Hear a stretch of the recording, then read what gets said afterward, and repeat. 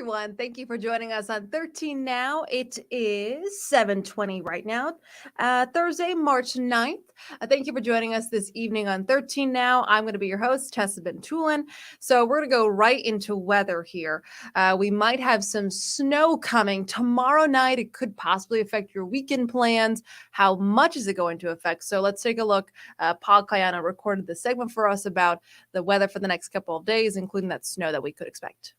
Well, not a bad evening with the clouds breaking up. It's dry and comfortably cool out there. And as we get past the sunset hour, temperatures will start to drop back. But we will have a fair amount of clouds mixed with some sun to start the day on Friday, but it'll stay dry.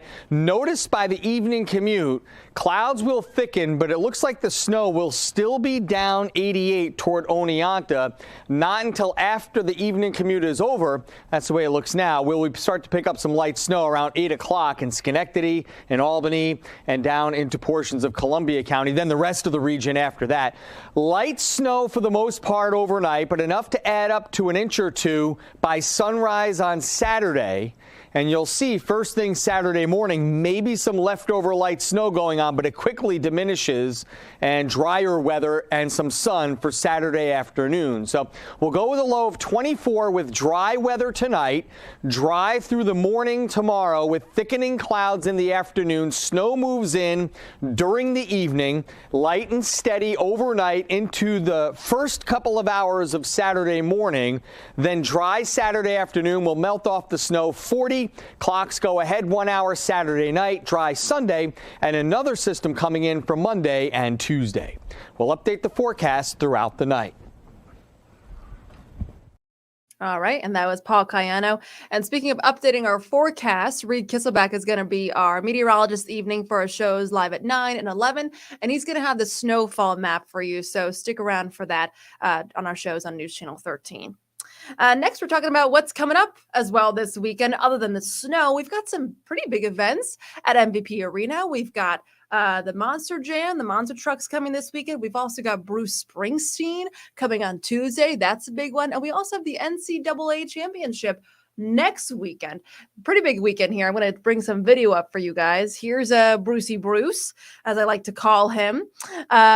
The entertainment options in one calendar. We don't get much better than this, right? And there's a big economic benefit after the pandemic. You know, we've had this now for 3 years. This pandemic marks a 3-year anniversary today. An official with MVP Arena says events generate more than $100 million in local economic impact, especially when you've got this guy. Last year was a record after bookings turned a $2.3 million profit. As many as 90,000 fans will likely pass through arena turnstiles this coming week.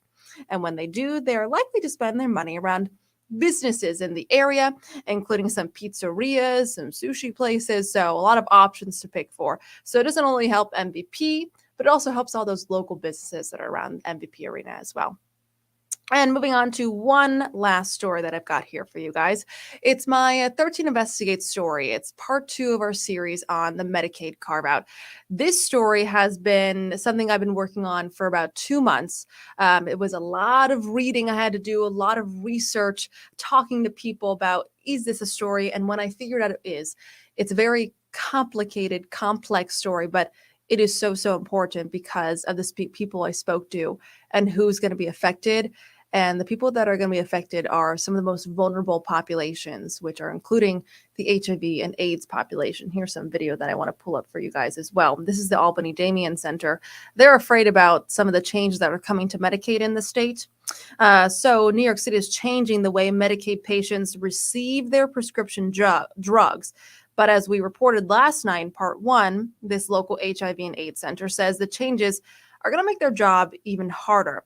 While the state's Medicaid director is enthusiastic about the new model, he says he understands why the Damien Center is worried, considering the state's past track record with keeping promises. The Damien Center says the new way of doing things for Medicaid and getting prescription drugs, that's going to start on April 1st. The Damien Center says it's going to take away about $1 million from their budget. So we're going to talk more to the Medicaid director, Amir Basiri, tonight about some of the solutions that the Damien Center has and why he also understands why they may be worried. So that's coming up on News Channel 13 live at 11 and then live at 9 on My 4. And I will be your anchor for those shows as well. So a lot to cover tonight. So I hope you guys stick around. Have a good night, everyone. It is 7:25 here on March 9th. Yes, March 9th. Almost misread that. Have a great night, everyone.